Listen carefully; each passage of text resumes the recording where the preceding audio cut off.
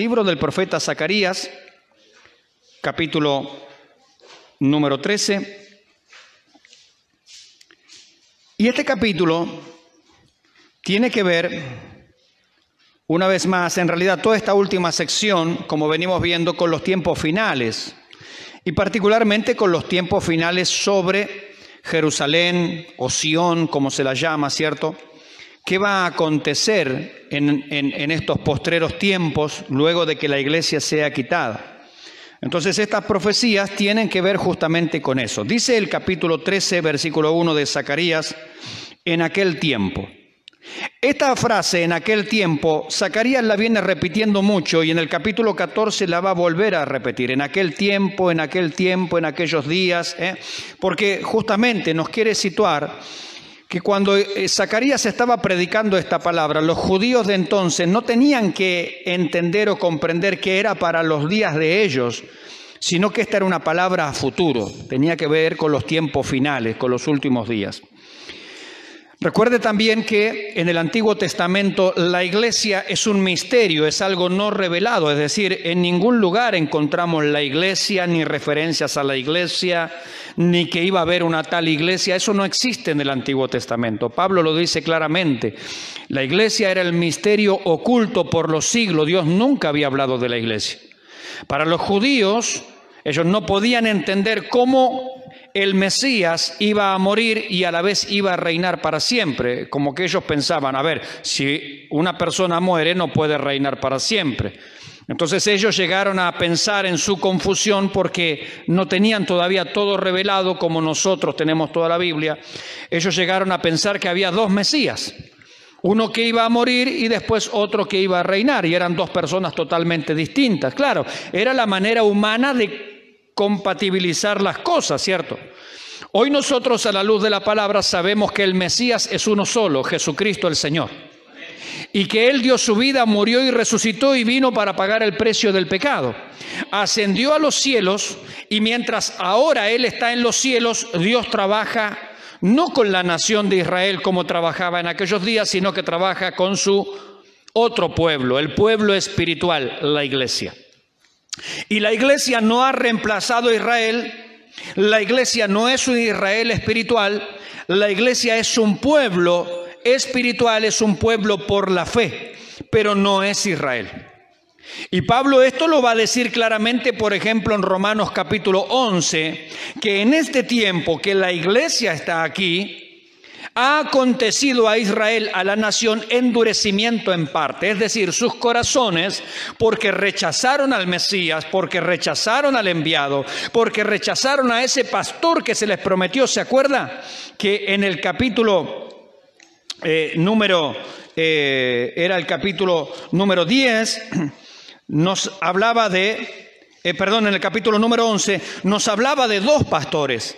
En primer lugar, les fue ofrecido el buen pastor, el que da su vida por las ovejas, pero sin embargo ellos lo rechazaron y le pagaron por su ministerio 30 piezas de plata.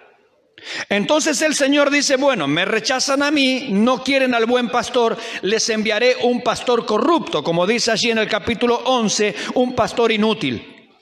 Y ese se refiere al anticristo. Y de eso habló también el Señor. Dice, a mí me rechazáis, vengo en nombre de mi Padre, si otro viniere en su propio nombre, es decir, el anticristo, a ese recibiréis. Entonces, Israel hasta el día de hoy, hasta este momento, está en dureza de corazón. Y están allí apartados del Señor, no creyendo en el Señor Jesucristo. Pero llegará el día, mis hermanos, como dice aquí, en aquel tiempo. ¿Cuáles tiempos? Los tiempos finales. La iglesia uno de estos días, mis hermanos, va a ser quitada de esta tierra. ¿Cuántos dicen amén? Amén. La iglesia va a ser quitada. Y cuando la iglesia sea quitada, Dios se va a volver a trabajar con su pueblo terrenal, Israel, la nación. Estos que están allí en Medio Oriente y que están regresando hacia aquel lugar. Se calcula que en el día de hoy hay aproximadamente 6 millones de judíos ya viviendo en aquel lugar, 6 millones.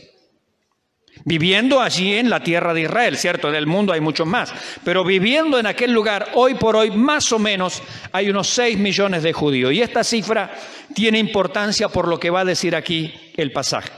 En aquel tiempo, es decir, la iglesia va a ser quitada, Isaías, Zacarías, nadie habló de la iglesia. Y cuando la iglesia sea quitada, el Señor va a volver a trabajar con su pueblo Israel, este pueblo que ha sido endurecido. Y dice que durante los días de la tribulación, eso es lo que tenemos que entender aquí, dice, habrá un manantial abierto para la casa de David y para los habitantes de Jerusalén. Cuando yo leía estas palabras, lo primero que venía a mi mente es un viejo himno que lleva por título, Hay un precioso manantial. ¿Alguien lo conoce? ¿Alguien lo ha escuchado? Amén. Hay un precioso manantial de sangre de Emanuel que limpia a cada cual que se sumerge en él. Un hermoso himno muy, muy antiguo. Precioso himno. Y aquí justamente están esas palabras. Dice que en aquel tiempo habrá un manantial. Hermanos, hoy ese manantial está cerrado. Ese manantial hoy está sellado. Porque Dios está trabajando con la iglesia. Pero una vez que el Señor quite a la iglesia, el Señor, el Espíritu Santo, que no se va a ir de la tierra, la que se va de la tierra es la iglesia. Algunos predicadores dicen que para la tribulación el Espíritu Santo se va a ir. No, el Espíritu Santo no se va a ningún lado, porque es Dios y Dios es omnipresente, Él está en todas partes. El Espíritu Santo va a seguir aquí sobre esta tierra, pero va a trabajar como trabajaba antes en el Antiguo Testamento. Va a trabajar con el pueblo de Israel, va a trabajar con la nación. Y hoy este manantial, hoy esta fuente de gracia, de misericordia que está abierta para nosotros, la iglesia, los gentiles, los que hemos creído en Cristo, va a estar abierta, va a estar disponible nuevamente para la nación de Israel. Recuerde que uno de los profetas dijo a la nación de Israel, me rechazaron a mí, fuente de aguas vivas, manantial. Porque ¿qué es un manantial? Es aquel lugar de donde brota de la tierra el agua viva, así se le llamaba. Agua viva es la que brota del manantial, es agua pura, absolutamente pura. En el libro de Levítico, cuando predicamos Levítico, vimos que para la limpieza de la lepra, no sé si alguien se acuerda, había que tomar un odre, una fuente de barro, obviamente, ¿cierto? Y se le ponía una porción, dice allí en Levítico, de aguas vivas. ¿Qué era aguas vivas? Era agua de manantial. Se buscaba un manantial de donde brotaba el agua y ese jarrón se tomaba agua de allí. Luego se tomaba una paloma, en realidad se tomaban dos, pero una de ellas se la sacrificaba, se le daba muerte y se vertía la sangre en esa agua. Por lo tanto, dentro de ese jarrón, por así decirlo, había agua viva, es decir, agua del manantial, y había también sangre. Y con eso el sumo sacerdote tomaba un palito como si fuera el palillo de la batería, la baqueta. Se tomaba un palillo allí, se le ponía un pompón en la punta de grana, de tela roja, se untaba allí adentro de ese líquido, de ese fluido, agua y sangre mezclada, y con eso se lo rociaba a aquel que era limpiado de su lepra. Qué cuadro tremendo, mis hermanos. Porque Jesucristo es ese jarrón, un jarrón débil, frágil humanamente, pero de ese jarrón, dice Juan, allí en la cruz del Calvario, ¿qué brotó de su costado? Sangre, ¿y qué más? Y agua. Y dice Juan, yo doy testimonio de estas cosas, y mi testimonio es verdadero. De su costado brotó sangre y agua, porque con sangre y agua era limpiada la lepra, mis hermanos, sinónimo del pecado. Israel va a ser limpiado. Israel va a ser purificado. Hoy Israel está mirando cualquier cosa. Estos días atrás ellos celebraron la fiesta de las trompetas. No saben qué significa. Para nosotros la fiesta de las trompetas nos anuncia la venida del Señor, que vendrá a la final trompeta. Los muertos en Cristo resucitarán primero. Ellos no saben por qué tocan la trompeta, el cuerno, el shofar. Después, 10 días después, ellos celebraron el 4 de octubre, celebraron el día de la expiación. el Yom Kippur, donde el sumo sacerdote entraba al lugar santísimo. Pero ¿cómo ellos pueden celebrarlo si ni siquiera hay templo, no hay sacerdote, no hay lugar santísimo, no hay arca del pacto? No tienen nada. No tienen nada. Hoy en día ellos no pueden celebrar sus fiestas, es imposible. Pero gloria a Dios, mire la tremenda promesa que Dios les está haciendo aquí. Ellos tal vez en aquellos días de Zacarías no entendían esto, pero hoy en día sí lo entendemos claramente. Dice, en aquel tiempo habrá un manantial abierto.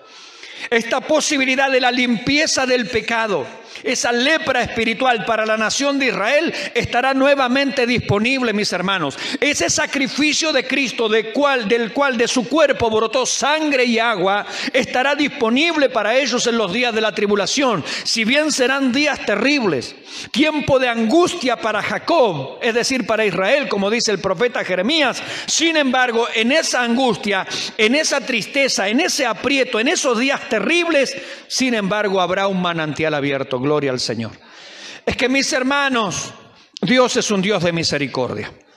Y aunque a veces uno esté pasando, como le pasará a Israel en esos días, por un momento terrible, Dios siempre nos tiende la mano. Cuando uno lee Apocalipsis, mis hermanos, allí en medio de los juicios, de las copas, de las plagas, de las trompetas y de cuánta pestilencia está dando vuelta, dice el Señor, y no se arrepintieron. ¿Por qué? ¿Por qué Dios va a enviar esas plagas y esos juicios? ¿Para qué? Para que se arrepientan. Muchas veces, mis hermanos, Dios permitirá ciertas cosas sobre nuestras vidas que son plagas, pestilencias, enfermedades, dolencias, angustias, tristezas. ¿Sabe para qué Dios las envía? Para que le busquemos, para que nos volvamos a Él. Muchas veces, mis hermanos, Dios ha tenido que hacer esto con la nación de Israel y lo hará una vez más, porque Él, como dice la palabra del Señor, no quiere que ninguno perezca, sino que todos procedan al arrepentimiento. Dios no quiere la perdición del ser humano. Dios no ha desechado a su pueblo para siempre. Nuevamente, mis hermanos, aunque en este tiempo allí ni templo hay, no hay nada allí, no hay absolutamente nada. Sin embargo, en aquel tiempo habrá un manantial abierto para la casa de David y para los habitantes de Jerusalén. Escuche, para la purificación del pecado y la inmundicia. ¿Para qué está abierto este lugar? Para la purificación del pecado. Hoy, mis hermanos, para nosotros como iglesia, como creyente, como naciones gentiles, tenemos a disposición nuestra la cruz del Calvario. Podemos venir a la cruz, ¿verdad que sí? Podemos acercarnos al Señor confiadamente, venir ante el trono de la gracia y hallar misericordia y alcanzar gracia para el oportuno socorro. Hoy está disponible. Por eso dice también el profeta, si oyeres hoy su voz, no endurezcáis vuestros corazones. Porque hoy es el día aceptable, hoy es el tiempo de la benevolencia del Señor. Hoy, es hoy, no mañana, hoy. Aquellos que hoy, mis hermanos, rechazan la gracia de Dios, dice en la segunda carta a los tesalonicenses, Dios les enviará un poder engañoso para que crean a la mentira. Si hoy se rechaza a Cristo, mañana se creerá al anticristo. Si hoy se rechaza la gracia, mañana se recibirá la desgracia. Si hoy se rechaza la verdad, mañana se recibirá la mentira. Si hoy se rechaza el amor de Cristo, mañana se recibirá la ira de Dios. Es así, mis hermanos. Por eso este es un tiempo de gracia, es un tiempo de misericordia, es un tiempo de alcance para todo aquel que cree, dice la palabra del Señor. Gloria a Dios. En aquel tiempo, aunque hoy Israel, Jerusalén, esa nación está en endurecimiento, habrá, gloria a Dios, un manantial abierto. No estará sellado, no estará tapado, no estará oculto, no estará, mis hermanos, clausurado. Recuerdo que en una época cuando Isaac recorría la tierra y había problemas con otros pastores allí en esa región por el tema del ganado y cuantas cosas, habían algunos sujetos que habían sellado las cisternas, habían sellado los pozos, los habían tapado. Isaac tuvo que abrirlos nuevamente. Hoy en día para Israel está como en aquella época, está sellado. Pero vendrá el tiempo, mis hermanos, en que el Señor permitirá que nuevamente su pueblo vuelva al Señor. Y dice Pablo, Si la dureza de corazón de los judíos es nuestra bendición, ¿cuánto más será su plena restauración? Es decir, si el que ellos hoy estén endurecidos e incrédulos acerca del Señor Jesucristo, eso ha significado nuestra bendición, porque en primer lugar se anunció el Evangelio a ellos, ¿verdad que sí? Pero como ellos lo rechazaron, Pablo, ¿qué dijo? Nos volvemos a los gentiles, y dice que los gentiles alababan a Dios. ¿Por qué? Porque el hecho de que Israel rechazara el Evangelio abría la oportunidad para los gentiles, para nosotros, y el Evangelio fue predicado a nosotros. Y dice Pablo, si esa dureza de corazón resultó en nuestra bendición, imagínense lo que va a ser cuando ellos se vuelvan de todo corazón al Señor, si no va a ser una gran bendición sobre este mundo, una gran bendición sobre todas las naciones, gloria al Señor. Y dice, para los habitantes de Jerusalén, para la purificación del pecado y de la inmundicia. Pablo, mis hermanos, reconocía este episodio porque él dice, el Señor se me apareció a mí, la versión Reina Valera 60 dice, como a un abortivo. ¿Se acuerdan que dice eso? La palabra no sería un abortivo, porque un abortivo es alguien que muere. La palabra correcta sería un prematuro, es decir, alguien que nace antes de tiempo. ¿Por qué Pablo decía estas cosas? Porque la nación de Israel todavía está endurecida, y Pablo dice, yo tendría que estar al igual que los demás israelitas, endurecido. De hecho, Pablo perseguía a la iglesia, odiaba al Señor Jesucristo. Él era perseguidor, era blasfemo, era injuriador. Pero dice, Dios tuvo misericordia de mí. Dios tuvo piedad de mi vida. Por eso dice, en mi caso fui como un prematuro, nací antes de tiempo. Como si Pablo dijera, todavía no era el tiempo de que yo como judío me convirtiera. Eso está para más adelante en el plan de Dios. Pero gloria a Dios por la vida del apóstol Pablo, ¿no? Cuánto beneficio hemos tenido nosotros de esa conversión. Y él se reconoce a sí mismo, un prematuro. Alguien que nació al Evangelio antes de tiempo, porque todavía Israel está en esa dureza de corazón. Versículo 2. Y en aquel día, ¿se da cuenta de lo que está diciendo? En aquel día, dice Jehová de los ejércitos, quitaré de la tierra los nombres de las imágenes y nunca más serán recordados. Y también haré cortar de la tierra a los profetas y al espíritu de inmundicia. Acontecerá que cuando alguno profetizare, aún le dirán su padre y su madre que lo engendraron, no vivirás, porque has hablado mentira en el nombre de Jehová. Y su padre y su madre que lo engendraron le traspasarán cuando profetizare. ¿De qué está hablando? Que llegará el momento, mis hermanos, cuando el Señor se manifiesta a Israel en los días de la tribulación, que como cantábamos hoy, en la tierra habrá conocimiento de la gloria del Señor como las aguas cubren el mar. ¿Quién necesitará profetizar? Es decir, ¿quién nos anunciará? Isaías dice, aquel que ande por este camino, dice, este camino de santidad, de justicia que el Señor va a traer sobre la nación, dice, por más torpe que sea, no se extraviará en él. Entonces aquí está recordando básicamente esas palabras. Cuando el Señor se manifiesta a Israel, ellos lo verán tan claro que no necesitarán ningún profeta, no necesitarán nadie que le ande diciendo conoce al Señor, porque todos me conocerán, porque todos le verán. Y vamos a ver aquí, mis hermanos, cómo el Señor será reconocido físicamente por su pueblo. Ellos cuando le vean, mis hermanos, podrán reconocer, este es aquel a quien rechazamos y gritamos, crucifícale, crucifícale. Ellos lo podrán reconocer. Vimos en capítulos anteriores como ellos dirán que todo ojo le verá y mi pueblo, dice, hará lamentación por él. Llorarán, se lamentarán viendo que el Señor Jesucristo es el mismo que había sido rechazado. Él es el Mesías, Él es el Señor, Él es el Salvador. Y su pueblo lo reconocerá, mis hermanos, gloria a Dios. En esos días, cuando el Señor se manifieste y cuando el Señor luego comience e inaugure su reino milenial que viene después de la tribulación, ¿quién necesitará que le den información acerca del Señor si Él va a estar en medio nuestro? Si Él va a estar en medio de su pueblo, ¿qué profecías hacen falta? Con razón Pablo dice allí en 1 Corintios 13 que las lenguas cesarán. La profecía se acabará. ¿Para qué hace falta profecía si está el Señor presente? ¿Para qué necesito que alguien me hable del Señor si el Señor va a estar presente? Dice, todos me conocerán. Podrán charlar conmigo, podrán verme, podrán visitarme, podrán estar conmigo. Dice que las naciones subirán de año en año a adorar a Jerusalén. Mire, hasta este día como predicador, no he tenido la posibilidad de ir allí a Israel y no sé si alguna vez la tenga.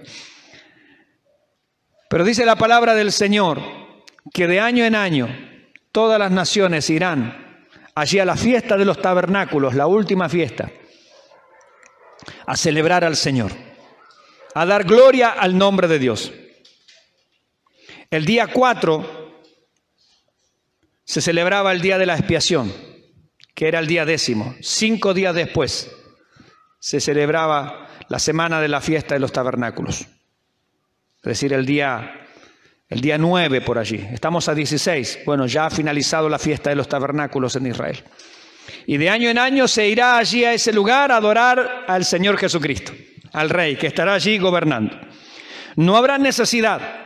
Todos estos problemas, recuerden que el cautiverio, ellos fueron llevados cautivos a Babilonia justamente por la idolatría, por confiar en cualquier otra cosa menos en el Señor. Dice el Señor, ya eso será cuestión del pasado. Ya no hay necesidad de nada de eso. Gloria al Señor. Versículo 4, y sucederá, ¿cuándo? En aquel tiempo, que todos los profetas se avergonzarán de su visión cuando profetizaren, ni nunca más vestirán el manto velloso para mentir, y dirán, no soy profeta, labrador soy de la tierra, pues he estado en el campo desde mi juventud. Claro, ¿qué podrán decir acerca del Señor? Dice, se avergonzarán de sus dichos, se avergonzarán de sus adivinanzas y de sus cosas. No habrá ninguna necesidad, mis hermanos. No habrá ninguna necesidad de que alguien esté hablando del Señor. Todos le conocerán. No habrá necesidad de nadie que esté profetizando o diciendo algo del Señor. Pero aquí el versículo cambia. Y en el versículo 6, a ese buen pastor, al Señor Jesucristo, dice, y le preguntarán a él, en aquellos días, ¿no? ¿Qué heridas son estas en tus manos? Cuando uno lee estas palabras, inmediatamente viene a la mente aquellos discípulos en el camino de Emaús. ¿Se acuerda después de la resurrección?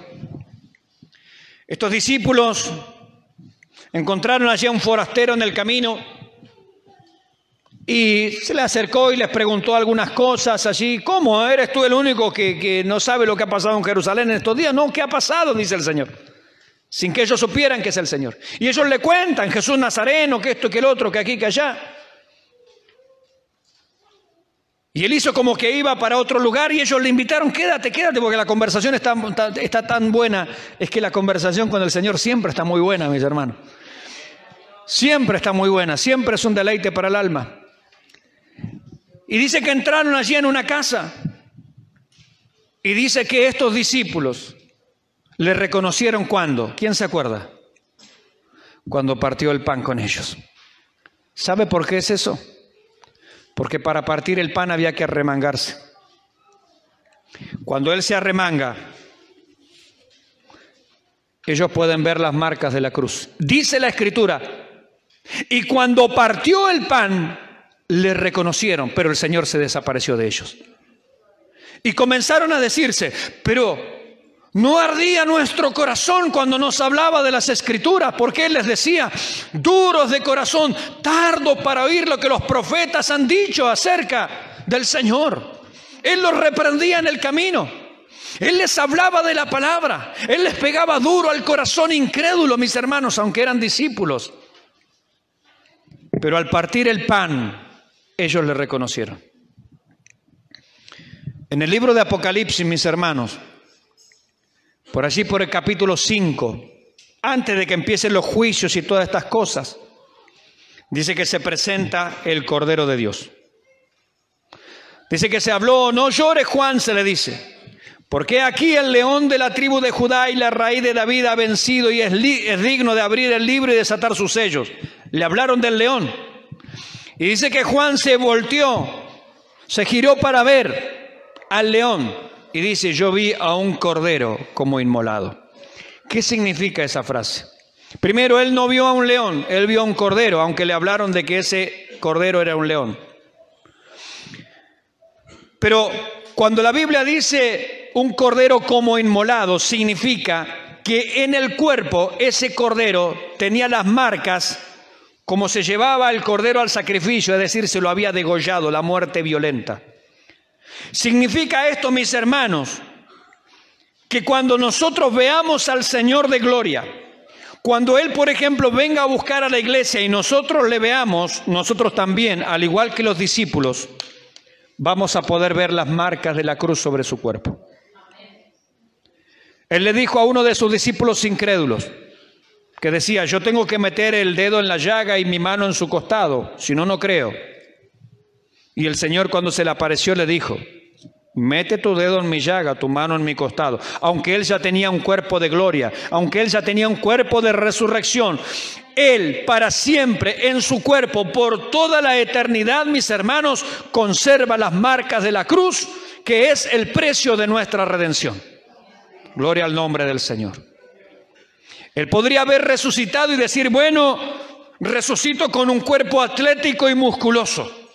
Resucito con un cuerpo absolutamente perfecto porque es un cuerpo de gloria.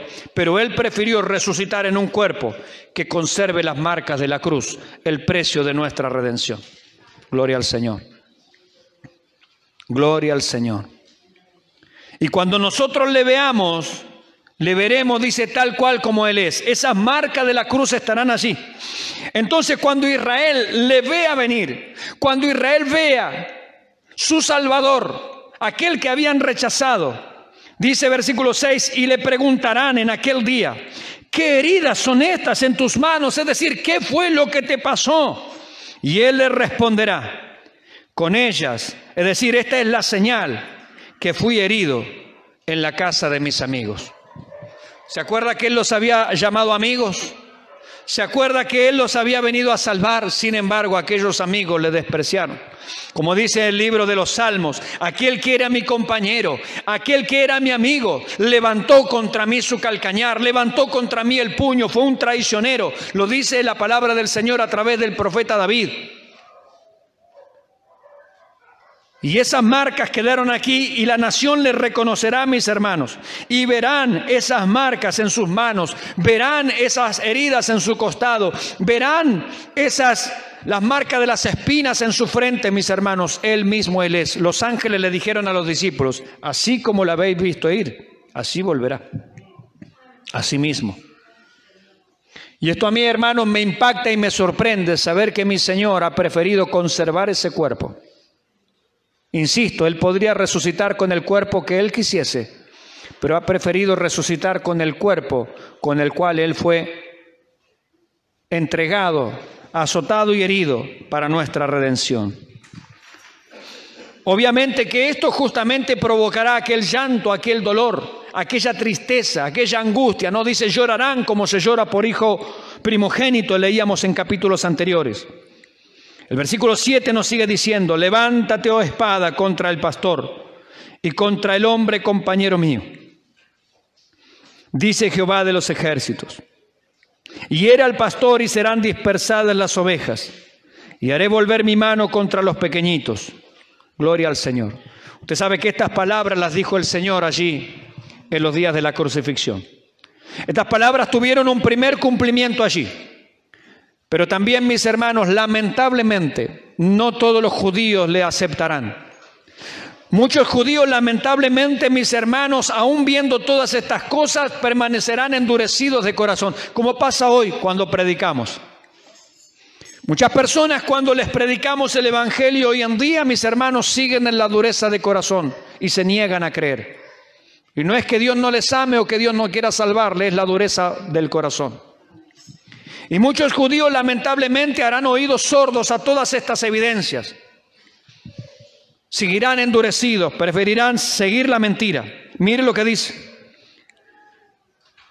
Levántate, oh espada, contra el pastor. Aún en aquellos días nuevamente habrá guerra, porque cuando Él vuelva y cuando Él se manifiesta a Israel en los días de la tribulación, habrá una batalla que la Biblia la llama la batalla de Armagedón, allí al final de la tribulación. Y no solamente el Señor luchará contra las naciones, lamentablemente muchos judíos se habrán aliado y habrán creído al anticristo y seguirán sus mentiras. Versículo 8, mire lo que dice. Y acontecerá en toda la tierra, dice Jehová, está hablando de la tierra de Israel. Escuche este número, que las 2/3 partes serán cortadas en ella y se perderán, mas la tercera quedará en ella. Dijimos hoy que Israel actualmente tiene aproximadamente 6 millones de judíos que habitan esa tierra. Si ese fuese el número para los días de la tribulación, dice el Señor que las 2/3 partes, es decir, 4 millones, no creerán en Él. Y solamente 2 millones serán salvos. Con razón dice la palabra del Señor que si los hijos de Israel fueren como la arena del mar, solo el remanente será salvo. Una porción nada más. Y aquí pone claramente las porciones. 2/3 partes de los judíos que estén en esos días en Israel se perderán. Serán cortados. No creerán. Nuevamente volverán a rechazarle. Nuevamente querrán que Él no reine sobre ellos. Nuevamente ellos resistirán al Señor. Lamentablemente. Pero gloria a Dios que hay una tercera parte, un remanente, que le dirá, bendito el que viene en el nombre del Señor. Que le darán la bienvenida al Señor Jesucristo. 2/3 partes serán cortadas en ella y se perderán, mas la tercera quedará en ella. Versículo 9, ya cerca del final. Dice, y meteré en el fuego a la tercera parte. ¿Cómo se salvará esta tercera parte? ¿Cómo ellos, mis hermanos, van a llegar al conocimiento del Señor? Meteré en el fuego a esta tercera parte. Y los fundiré como se funde la plata y los probaré como se prueba el oro. Él invocará mi nombre y yo le oiré y diré, pueblo mío, y él dirá, Jehová es mi Dios. Aleluya. Gloria al Señor. Hermanos, este remanente va a ser salvo, gloria al Señor. Pero va a ser salvo en medio del fuego de la tribulación. En medio de la angustia, del clamor, del gemir, mis hermanos, en medio de la desesperación, se volverán al Señor. Gloria a Dios. Dice la palabra del Señor que en este tiempo en que la iglesia está aquí, nuestra fe debe ser probada en el fuego. Nuestra fe debe ser probada porque dice que el oro, aunque perecedero, se prueba con fuego. Así nuestra fe tiene que ser probada en fuego de angustias y de tribulaciones a veces, para que cuando venga el Señor, nuestra fe sea hallada en gloria, honra y alabanza cuando sea manifestado Jesucristo. No se extrañe usted de que a veces vengan pruebas sobre su vida. No se extrañe usted, dice Pedro, como si alguna cosa extraña os aconteciese, sabiendo que estas mismas situaciones van sucediendo en los creyentes en todo el mundo. No se extrañe. Es parte de la vida cristiana. No se extrañe si en su casa se levantan contra usted, si en el trabajo se levantan contra usted, si el mundo está en contra de usted. No se extrañe, mi hermano. Satanás también está contra usted. El mundo está contra los creyentes. Amén. Pero dijo el Señor, confiad, yo he vencido al mundo. Este remanente va a ser salvado, pero en medio de la angustia y la tribulación. Así también dice el apóstol Pablo que es necesario que a través de muchas pruebas también nosotros entremos al reino de los cielos. Así es necesario. Hermanos, si nosotros vamos a llegar a la presencia del Señor, nuestra fe va a ser probada. Pregunto yo, ¿está siendo probada su fe en este tiempo? ¿Está usted de alguna manera tentado a dejar, a mirar hacia atrás, a soltar el arado, a decir no doy más, esto no se puede aguantar, no lo puedo soportar, ya no lo puedo sufrir? Hoy predicábamos allí en la iglesia de 1810 el caso de Ana. Dice que su rival Penina la irritaba, la fastidiaba, iban una sola vez al año y era un fastidio, era una desgracia. Todo el camino Penina taladrándole la cabeza, no tienes hijos, eres estéril, no tienes hijos. Y dice que Ana llegaba allí, hacían un sacrificio y no podía ni comer, la comida se le quedaba atragantada, tenía amargura, tenía una aflicción en su alma. Imagínese qué manera de ir al culto. Un solo culto al año y era una desgracia, nada de comunión, nada de que cuando los hermanos están juntos hay armonía, hay bendición, hay vida eterna. Nada, para Ana era una desgracia ir a esos cultos. Y dice que por muchos años esto fue así. Muchos a veces por años están en la iglesia y culto tras culto y tras culto, pero siguen amargados, siguen entristecidos, siguen con su mismo viejo problema. Pero dice que un día Ana se levantó y dijo: voy a ir al templo, pero voy a derramar mi alma en la presencia del Señor. Oró, clamó, Dios la escuchó, y cuando se levantó de la oración, dice la Biblia, no estuvo más triste. Por fin aprendió a dejar sus cargas a los pies del Señor. Hermanos, aprendamos a dejar nuestras cargas a los pies del Señor. La prueba es para eso. La aflicción es para eso. Israel tendrá que aprender a través de la prueba, de la angustia, de la tribulación de aquellos días, a confiar verdaderamente en el Señor. Y en este tiempo nosotros también tenemos que aprender a confiar en el Señor. Aferrémonos a Él. Dice el profeta Oseas acerca de la nación de Israel: ya no me llamarás Baalí, me llamarás Ishi, es decir, mi marido. Volverá a haber una relación de amor entre la nación de Israel y su Dios.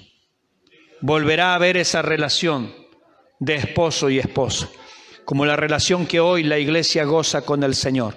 Disfrutemos de esta relación, mis hermanos. Así ha pasado el capítulo número 13 de Zacarías, que nos lleva a los acontecimientos que envolverán a Israel en estos próximos días. Una palabra que todavía no se ha cumplido, pero que está próxima a su cumplimiento. Oramos al Señor. Padre.